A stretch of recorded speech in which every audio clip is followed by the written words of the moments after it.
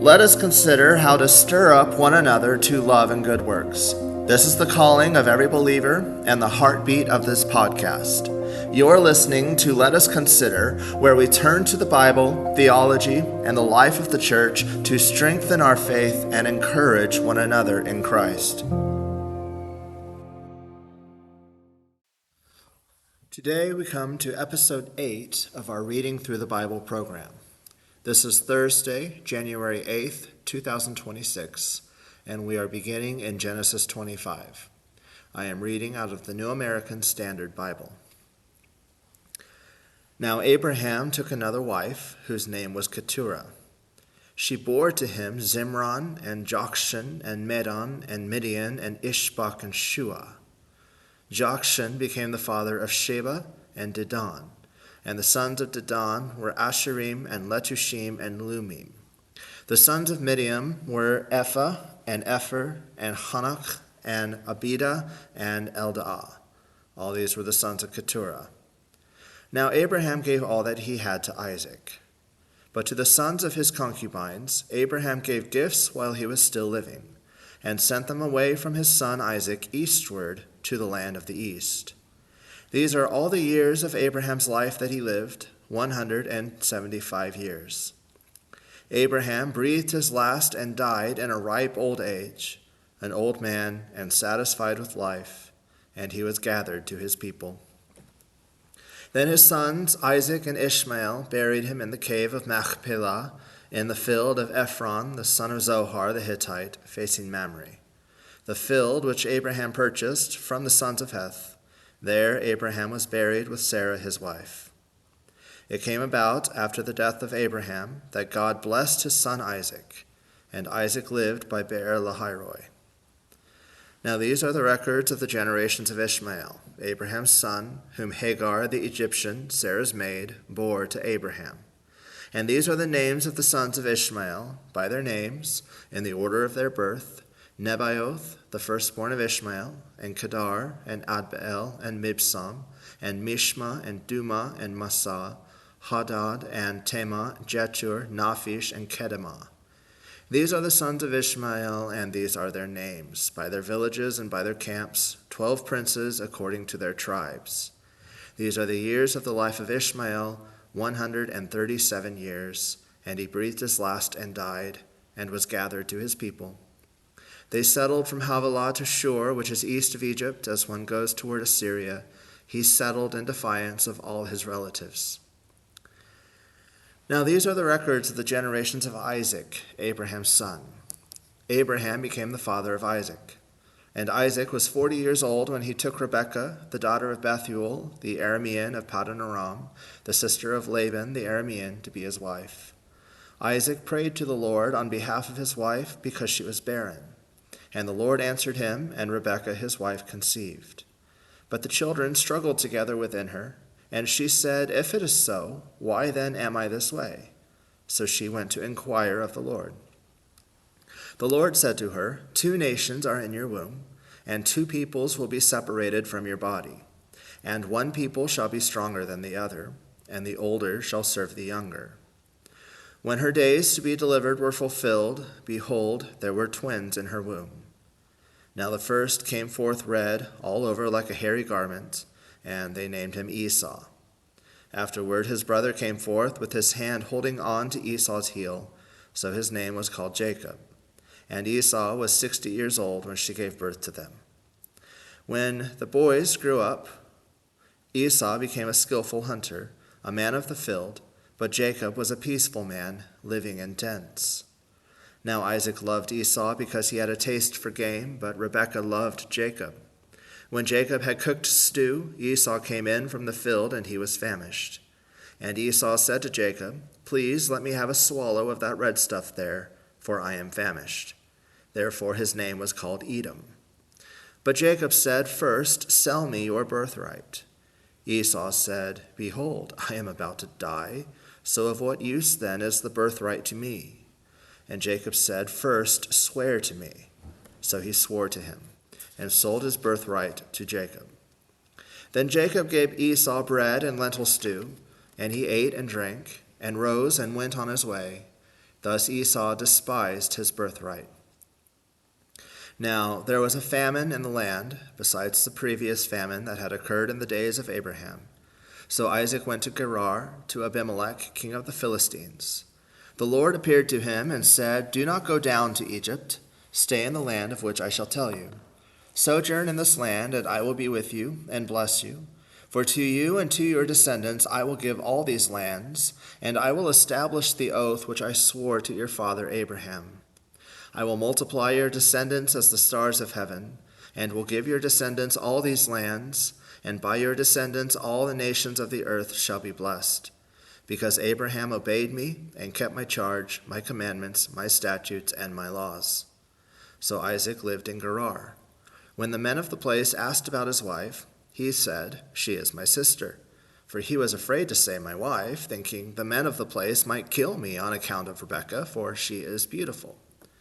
It came about, when he had been there a long time, that Abimelech, king of the Philistines, looked out through a window, and saw, and behold, Isaac was caressing his wife Rebekah. Then Abimelech called Isaac, and said, "Behold, certainly she is your wife. How then did you say, 'She is my sister'?" And Isaac said to him, "Because I said I might die on account of her." Abimelech said, "What is this you have done to us? One of the people might easily have lain with your wife, and you would have brought guilt upon us." So Abimelech charged all the people, saying, "He who touches this man or his wife shall surely be put to death." Now Isaac sowed in that land and reaped in the same year 100-fold, and the Lord blessed him. And the man became rich, and continued to grow richer until he became very wealthy. For he had possessions of flocks and herds, and a great household, so that the Philistines envied him. Now all the wells which his father's servants had dug in all the days of Abraham his father, the Philistines stopped up by filling them with earth. Then Abimelech said to Isaac, "Go away from us, for you are too powerful for us." And Isaac departed from there, and camped in the valley of Gerar, and settled there. Then Isaac dug again the wells of water which had been dug in the days of his father Abraham, for the Philistines had stopped them up after the death of Abraham, and he gave them the same names which his father had given them. But when Isaac's servants dug in the valley and found there a well of flowing water, the herdsmen of Gerar quarreled with the herdsmen of Isaac, saying, "The water is ours." So he named the well Esek, because they contended with him. Then they dug another well, and they quarreled over it too, so he named it Sitnah. He moved away from there and dug another well, and they did not quarrel over it, so he named it Rehoboth. For he said, "At last the Lord has made room for us, and we will be fruitful in the land." Then he went up from there to Beersheba. The Lord appeared to him the same night, and said, "I am the God of your father Abraham. Do not fear, for I am with you. I will bless you and multiply your descendants for the sake of my servant Abraham." So he built an altar there and called upon the name of the Lord, and pitched his tent there, and there Isaac's servants dug a well. Then Abimelech came to him from Gerar with his advisor Ahuzath and Phicol, the commander of his army. Isaac said to them, "Why have you come to me, since you hate me, and have sent me away from you?" They said, "We see plainly that the Lord has been with you." So we said, "Let there now be an oath between us, even between you and us, and let us make a covenant with you, that you will do us no harm, just as we have not touched you, and have done to you nothing but good, and have sent you away in peace. You are now the blessed of the Lord." Then he made them a feast, and they ate and drank. In the morning they arose early and exchanged oaths. Then Isaac sent them away, and they departed from him in peace. Now it came about on the same day that Isaac's servants came in and told him about the well which they had dug, and said to him, "We have found water." So he called it Shiva. Therefore the name of the city is Beersheba to this day. When Esau was 40 years old, he married Judith, the daughter of Beeri the Hittite, and Basemath, the daughter of Elon the Hittite, and they brought grief to Isaac and Rebekah. Now it came about, when Isaac was old, and his eyes were too dim to see, that he called his older son Esau, and said to him, "My son." And he said to him, "Here I am." Isaac said, "Behold, I am old, and I do not know the day of my death. Now then, please take your gear, your quiver, and your bow, and go out to the field and hunt game for me, and prepare a savory dish for me such as I love, and bring it to me that I may eat, so that my soul may bless you before I die." Rebekah was listening while Isaac spoke to his son Esau. So when Esau went to the field to hunt for game to bring home, Rebekah said to her son Jacob, "Behold, I heard your father speak to your brother Esau, saying, 'Bring me some game and prepare a savory dish for me, that I may eat and bless you in the presence of the Lord before my death. Now therefore, my son, listen to me as I command you. Go now to the flock and bring me 2 choice young goats from there, that I may prepare them as a savory dish for your father, such as he loves. Then you shall bring it to your father that he may eat, so that he may bless you before his death.' Jacob answered his mother Rebekah, 'Behold, Esau my brother is a hairy man, and I am a smooth man. Perhaps my father will feel me. Then I will be as a deceiver in his eyes, and I will bring upon myself a curse, and not a blessing.' But his mother said to him, 'Your curse be on me, my son. Only obey my voice, and go, get them for me.' So he went and got them, and brought them to his mother, and his mother made savory food such as his father loved. Then Rebekah took the best garments of Esau her elder son, which were with her in the house, and put them on Jacob her younger son. And she put the skins of the young goats on his hands and the smooth part of his neck. She also gave the savory food and the bread which she had made to her son Jacob. Then he came to his father and said, 'My father.' And he said, 'Here I am. Who are you, my son?' Jacob said to his father, 'I am Esau, your firstborn. I have done as you told me. Get up, please, sit and eat of my game, that you may bless me.' Isaac said to his son, 'How is it that you have it so quickly, my son?' And he said, 'Because the Lord your God caused it to happen to me.' Then Isaac said to Jacob, 'Please come close, that I may feel you, my son, whether you are really my son Esau or not.' So Jacob came close to Isaac his father, and he felt him, and said, 'The voice is the voice of Jacob, but the hands are the hands of Esau.' He did not recognize him, because his hands were hairy like his brother Esau's hands. So he blessed him. And he said, 'Are you really my son Esau?' And he said, 'I am.' So he said, 'Bring it to me, and I will eat of my son's game, that I may bless you.' And he brought it to him, and he ate. He also brought him wine, and he drank. Then his father Isaac said to him, 'Please come close and kiss me, my son.' So he came close and kissed him. And when he smelled the smell of his garments, he blessed him and said, 'See, the smell of my son is like the smell of a field which the Lord has blessed. Now may God give you of the dew of heaven and of the fatness of the earth, and an abundance of grain and new wine. May people serve you, and nations bow down to you. Be master of your brothers, and may your mother's sons bow down to you. Cursed be those who curse you, and blessed be those who bless you.' Now it came about, as soon as Isaac had finished blessing Jacob, and Jacob had hardly gone out from the presence of Isaac his father, that Esau his brother came in from hunting. Then he also made savory food and brought it to his father. And he said to his father, 'Let my father arise and eat of his son's game, that you may bless me.' Isaac his father said to him, 'Who are you?' And he said, 'I am your son, your firstborn Esau.' Then Isaac trembled violently and said, 'Who was he then that hunted game and brought it to me, so that I ate of all of it before you came, and blessed him? Yes, and he shall be blessed.' When Esau heard the words of his father, he cried out with an exceedingly great and bitter cry, and said to his father, 'Bless me, even me also, O my father.' And he said, 'Your brother came deceitfully, and has taken away your blessing.' Then he said, 'Is he not rightly named Jacob? For he has supplanted me these 2 times. He took away my birthright, and behold, now he has taken away my blessing.' And he said, 'Have you not reserved a blessing for me?' But Isaac replied to Esau, 'Behold, I have made him your master, and all his relatives I have given to him as servants, and with grain and new wine I have sustained him. Now, as for you then, what can I do, my son?" Esau said to his father, "Do you only have one blessing, my father? Bless me, even me also, O my father." So Esau lifted his voice and wept. Then Isaac his father answered and said to him, "Behold, away from all the fertility of the earth shall be your dwelling, and away from the dew of heaven from above. By your sword you shall live, and your brother you shall serve. But it shall come about when you become restless that you will break his yoke from your neck." So Esau bore a grudge against Jacob because of the blessing with which his father had blessed him.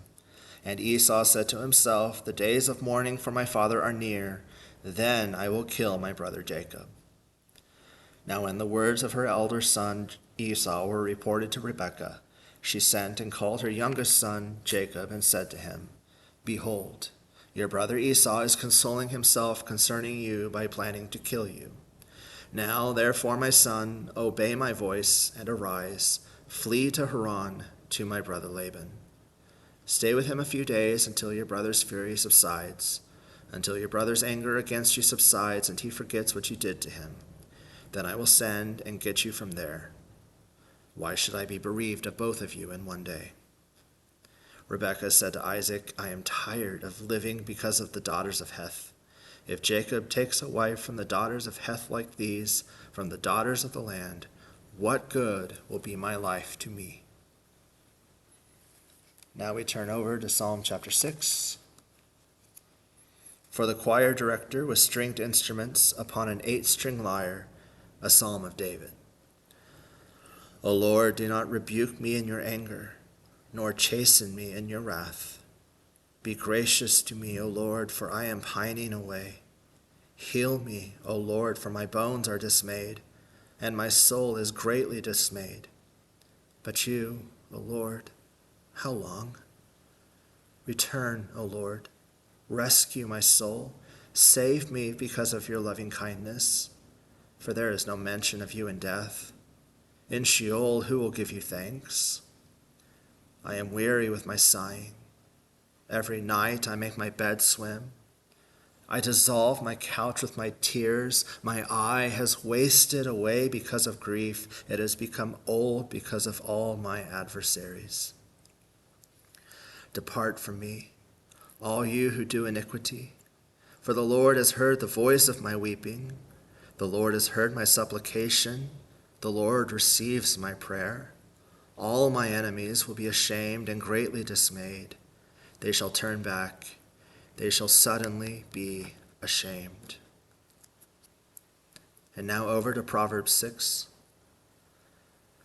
My son, if you have become surety for your neighbor, have given a pledge for a stranger, if you have been snared with the words of your mouth, have been caught with the words of your mouth, do this then, my son, and deliver yourself. Since you have come into the hand of your neighbor, go, humble yourself, and importune your neighbor. Give no sleep to your eyes, nor slumber to your eyelids. Deliver yourself like a gazelle from the hunter's hand, and like a bird from the hand of the fowler. Go to the ant, you sluggard.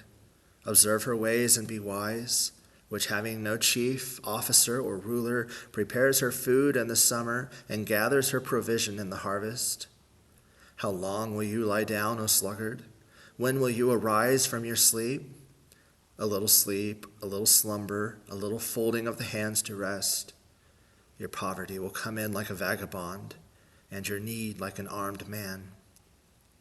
A worthless person, a wicked man, is the one who walks with a perverse mouth, who winks with his eyes, who signals with his feet, who points with his fingers, who with perversity in his heart continually devises evil, who spreads strife. Therefore his calamity will come suddenly. Instantly he will be broken, and there will be no healing. There are 6 things which the Lord hates, yes, 7 which are an abomination to him: haughty eyes, a lying tongue, and hands that shed innocent blood, a heart that devises wicked plans, feet that run rapidly to evil, a false witness who utters lies, and one who spreads strife among brothers. My son, Observe the commandment of your father, and do not forsake the teaching of your mother. Bind them continually on your heart, tie them around your neck. When you walk about, they will guide you. When you sleep, they will watch over you. And when you wake, they will talk to you. For the commandment is a lamp, and the teaching is light, and reproofs for discipline are the way of life, to keep you from the evil woman, from the smooth tongue of the adulteress. Do not desire her beauty in your heart, nor let her capture you with her eyelids. For on account of a harlot one is reduced to a loaf of bread, and an adulteress hunts for the precious life. Can a man take fire in his bosom, and his clothes not be burned? Or can a man walk on hot coals, and his feet not be scorched? So is the one who goes into his neighbor's wife. Whoever touches her will not go unpunished. Men do not despise a thief if he steals, to satisfy himself when he is hungry. But when he is found, he must repay sevenfold. He must give all the substance of his house. The one who commits adultery with a woman is lacking sense. He who would destroy himself does it. Wounds and disgrace he will find, and his reproach will not be blotted out. For jealousy enrages a man, and he will not spare in the days of vengeance. He will not accept any ransom, nor will he be satisfied, though you give him many gifts. Thank you for listening to Let Us Consider. If this podcast has been a blessing, please subscribe and leave a review. It helps others discover the truth of God's Word. Until next time, may the Lord bless you and keep you.